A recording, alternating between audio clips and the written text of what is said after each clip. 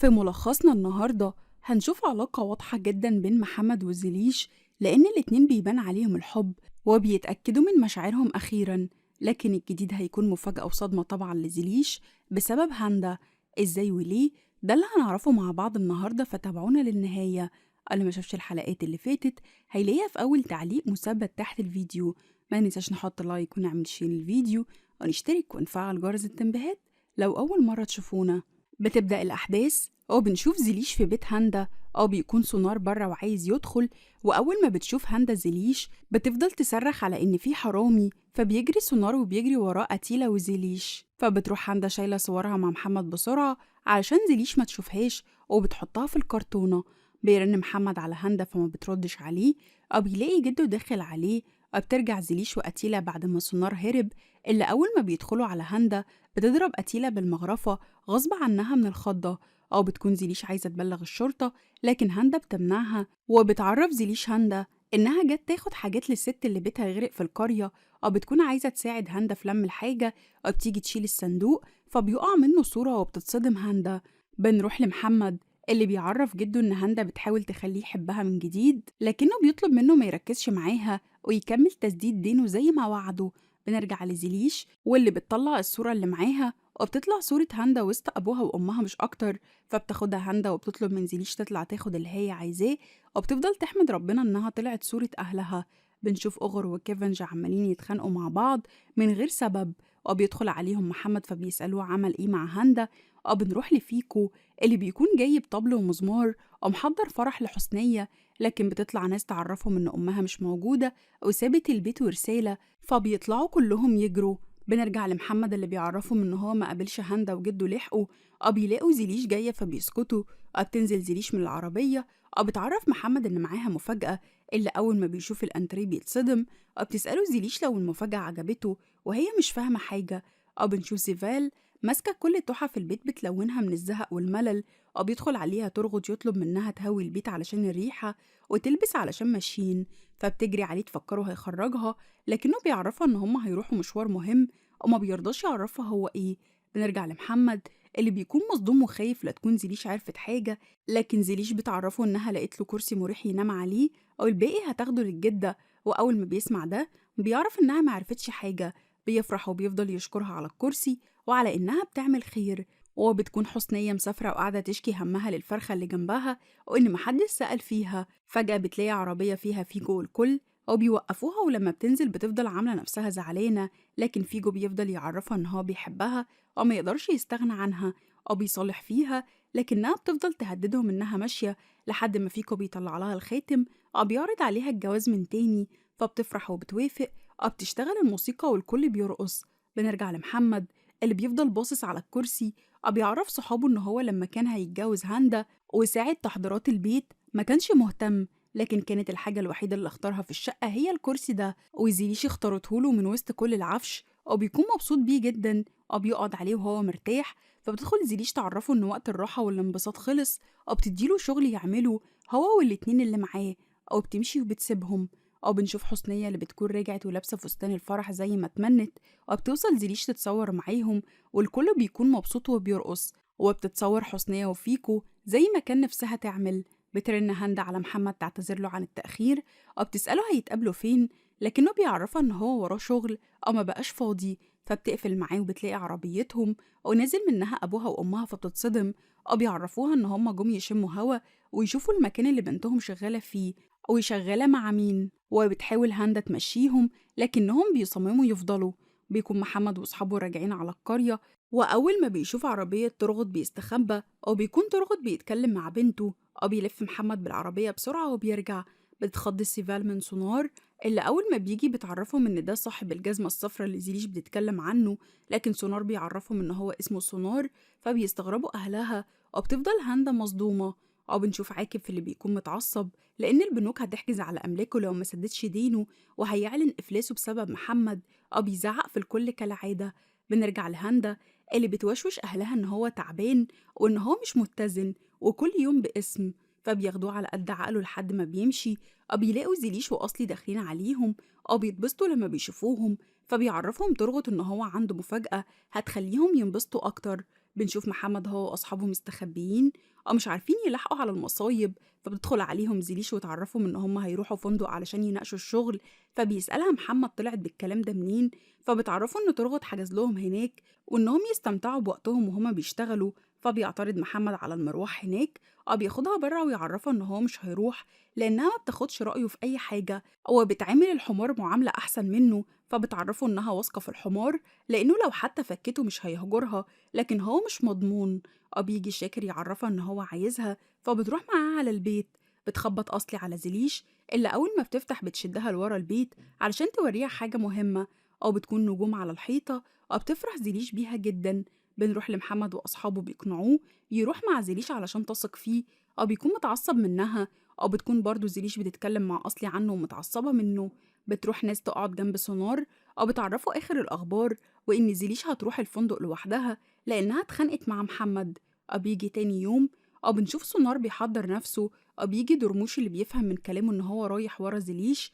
بنشوف زليش بتحضر العربية. بيجي درموش يساعد أصلي، فبيتخانق معاه فيكو علشان بيلف ورا بنته. بيضربوا وبيحوشوا بينهم.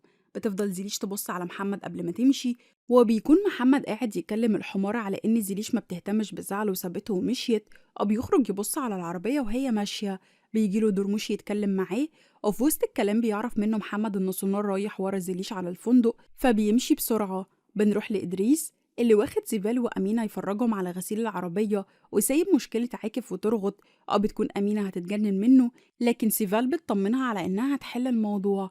بنشوف كيفنج وأصلي اللي بيكونوا قاعدين يرصوا الحاجة سوا. بتيجي هاندا تسأل على محمد، فبتعرفها زليش إن هو مجاش وإنه ما منوش فايدة. بتقترح عليها أصلي إنها تكلمه، لكن زليش بترفض ده. بنشوف سونار داخل على الفندق. بيجي محمد وراه يتخانق. يسأله هو جاي ليه، وهو محذره يبعد عن زليش. بيشدوا مع بعض. بتيجي زليش على الصوت، وبتيجي هاندا كمان. وقتها بيكذب سونار وبيقول إن هي اللي عازماه، فبتعرفه هاندا إن عزومته ما بقتش سارية. فبيمشي هو. بياخد محمد زليش علشان يتكلموا. بيتخانقوا مع بعض. بيقرر محمد يقعد معاها بس بشرط تخلص ويرجعوا على طول. فبتوافق زليش وهي مبسوطة. بنشوف فيكو اللي بيدخل القهوة على حجابي، فبيعرفوه إن هو ساب القرية علشان درموش سكنه بره، وإنه وصى إن هو لو مات درموش اللي يورثه. فبيبدأ فيكو يلطف الدنيا مع درموش تاني. أو بيجي ترغط يقعد بيتبهدل من ألوان سيفال. بيلاقيها داخلة فبيزعق لها على الألوان اللي مبهدلة البيت بيها، لكنها بتتحجج بإن أسنانها بتوجعها وبتخرج علشان تروح المستشفى. بيكلم ترغط المحامي علشان القضية اللي رافعها على عاكف. بنروح بقى لعاكف اللي بيكون قاعد بيعمل حساباته. بينده على أمينة، فبتعمل نفسها ما بتسمعش وهتروح المستشفى علشان تكشف هي كمان. بنرجع لزيليش ومحمد اللي بيكونوا بيساعدوا بعض ومبسوطين، وهندا وسونار بيبص عليهم وهم متضايقين من قربهم لبعض. بيرن فيكو على حجابي، لكن تليفونه بيكون مقفول. وبتيجي مراته تسأله هو مستخبي ليه، فبيحكي لها اللي حصل وإن درموش هيورث حجابي وإن حجابي مختفي. وبيكونوا مفكرين إن درموش ممكن يكون عمل له حاجة، وبيفكروا في حاجات غريبة جدا. وبنرجع لزيليش وأصلي اللي بيكونوا بيلموا الحاجة، واللي كل الزباين واللي في الفندق كانوا مبسوطين من حاجتهم. بيفرحوا جدا. بتطلب زيليش من محمد لو يفضلوا بالليل، لأن الكل بيقول إن الغروب شكله حلو، ولأن كده كده سونار مشي فبيوافق هو. بتسأل أصلي كيفنج لو هيفضل هو كمان، فبيتحجج بإنه بيحب الغروب قوي. فبيسأل أغر هاندا، لكنها بتعرفهم إنها هتبص على جدولها الأول. بيكون شاكر خارج من البقالة.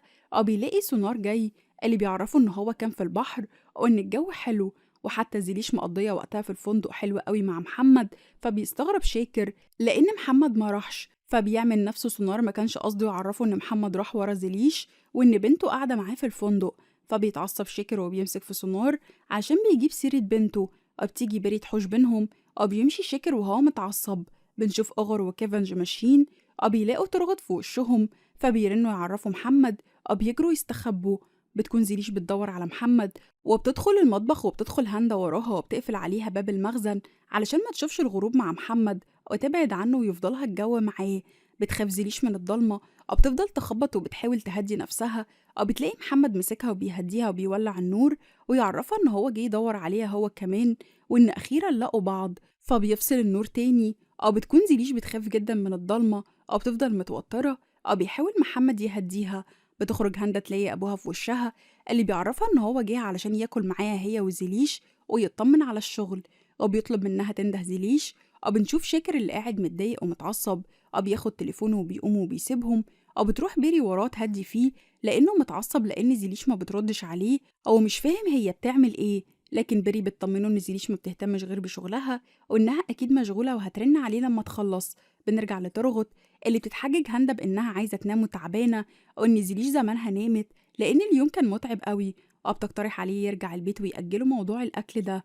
بتيجي أصلي تنده على ترغت، فبيشدها كيفنج وبيمنعها بحجة إن ترغت رغاي ولو اتكلموا معاه مش هيخلصوا منه. بيرن الموبايل بتاع زيليش بيكون ترغت، فبياخدوا أصلي في جنب ويعرفوها ما تردش. فبتعرفوا هاندا إنها أكيد نامت. بيلاقي ترغت مراته بترن عليه اللي بتطلب منه يجي البيت بسرعة علشان عندها خبر وحش وبتقفل في وشه.